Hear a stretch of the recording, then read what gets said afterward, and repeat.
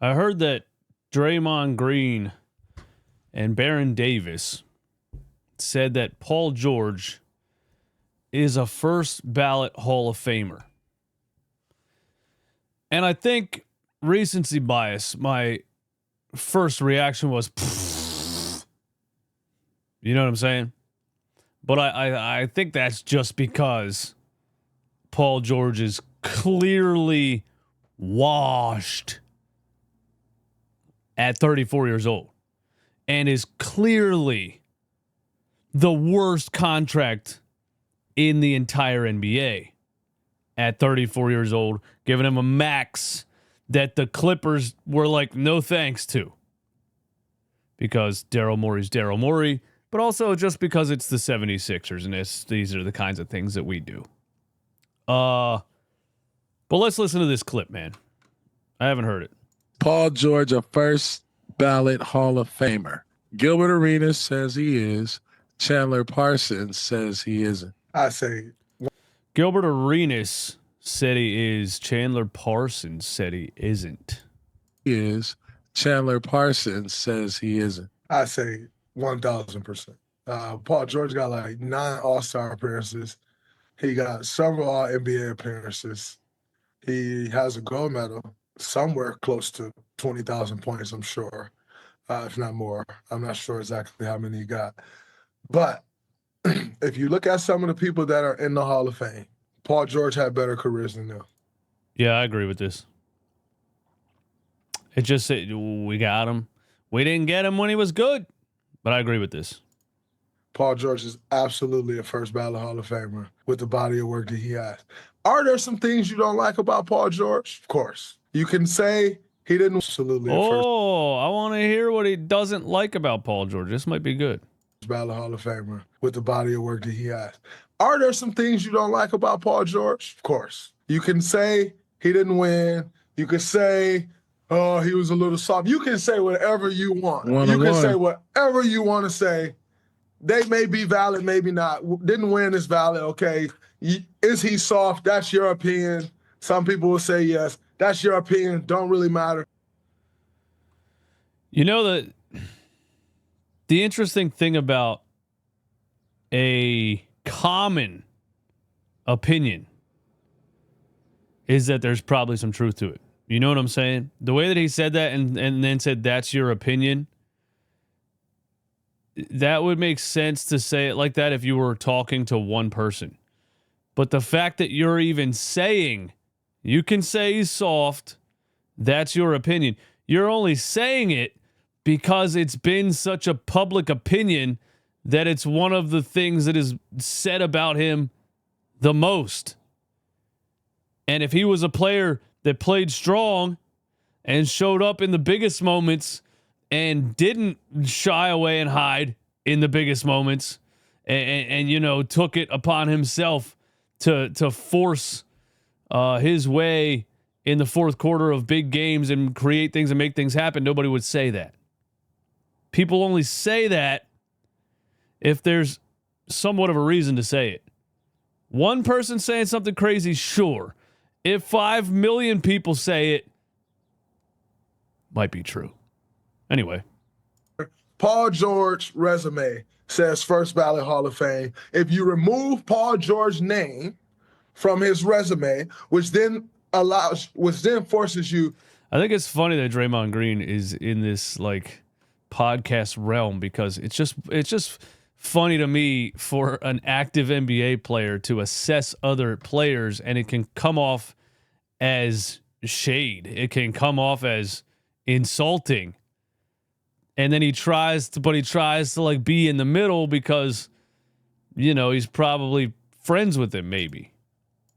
Which then you're trying to be an analyst, but you're also an active NBA player, so you're trying to toe the line between criticism and fairness. Just interesting to me.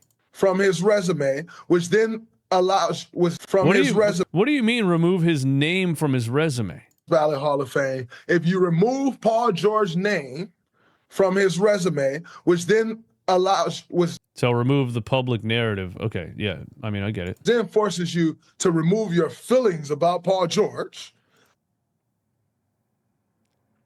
and you put his resume there and remove the feelings, remove the face, remove the name, that's the first ballot Hall of Fame resume. 18. You know what? I think he's absolutely correct. What he just said applies directly to me. You know what I'm saying? I say things a lot about players based on the way I feel about them. But I don't think I ever ignore accolades. I think I said at the beginning of this clip that I think he's a Hall of Famer. Even with my James Harden slander, anybody that really listens to me when I talk about his game or his accolades or the things that he's done, I always give him props and give him credit. I just react to what I see in the moment, and Paul George right now is cooked.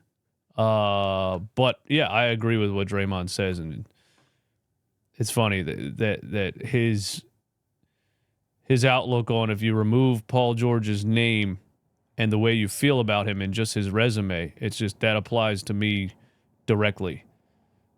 Sometimes I need to remove the way I feel about a player and just look at their resume. Anyway, here is Paul George's resume. You tell me in the comments, is Paul George a first ballot Hall of Famer? Paul George's career accolades: 9-time NBA All-Star, 6 All-NBA selections, 4 All-Defensive Team selections, 1 NBA Most Improved Player Award, and 1 Olympic gold medal. 9-time NBA All-Star, 6-time All-NBA, 13, 14, 16, 18, 21, 19. It's just so Sixers that we would max a guy who hasn't been on an All-NBA team in almost 5 years. 19 All-NBA third. He hasn't even been on an All-NBA third team in almost 5 years.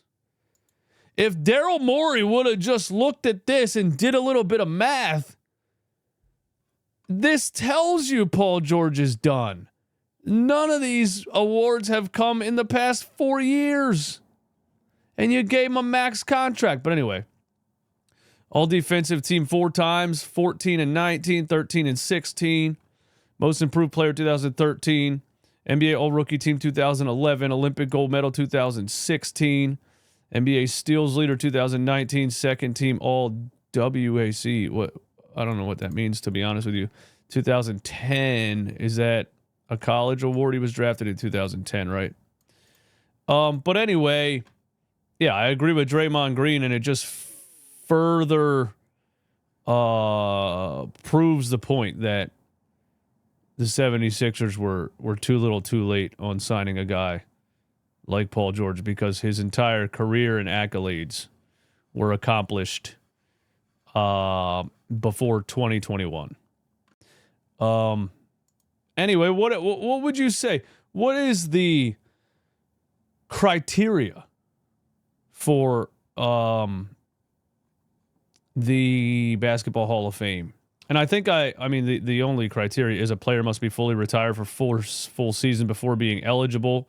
Should a player come out of retirement for defined by his or her case eligibility to enshrinement? But it's a voting process, you know. So I found a Reddit page. Who is the worst NBA player to be inducted into the Hall of Fame? And this person said Mo Cheeks, who won a championship for the Philadelphia 76ers with the Philadelphia 76ers in 1983. 5-time All-Star, 4-time All-Defense, and a ring. Never averaged more than 15 points per game. Well, points aren't everything. Is Drew Holiday a Hall of Famer? 100%. Mo Cheeks, I'm pretty sure, was known as one of the best defensive point guards of all time in the 80s. You know, before you got to look at what a player was doing at the time. You can't take then what happened in the 90s and what happened in the 2000s and say that guy in the 80s is only on the 25 on the list of whatever. The Hall of Fame is based on what you were doing at the time you were doing it.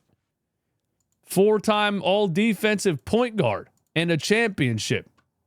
Never averaged more than 15 points a game. That's because he was a defensive point guard.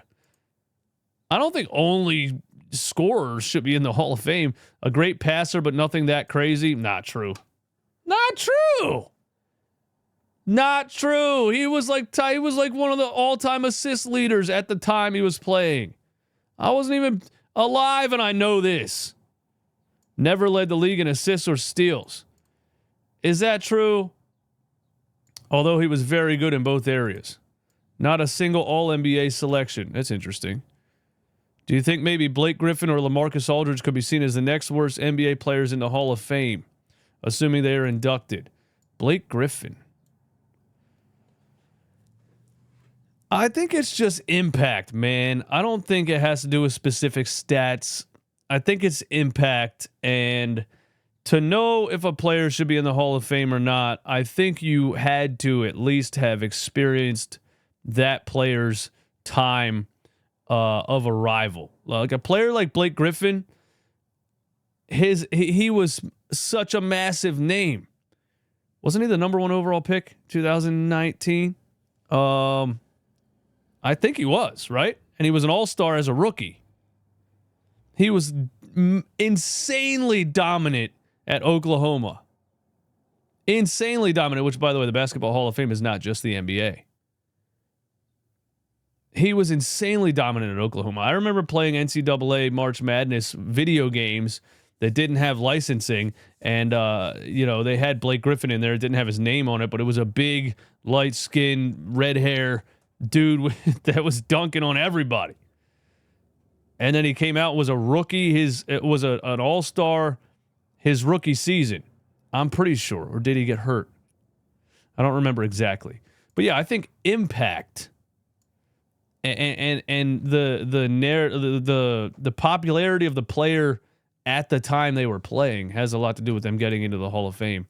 And Paul George's career, I guess it's a Hall of Fame career when you really look at it. I just think that he's washed right now. And that's just what the Sixers do.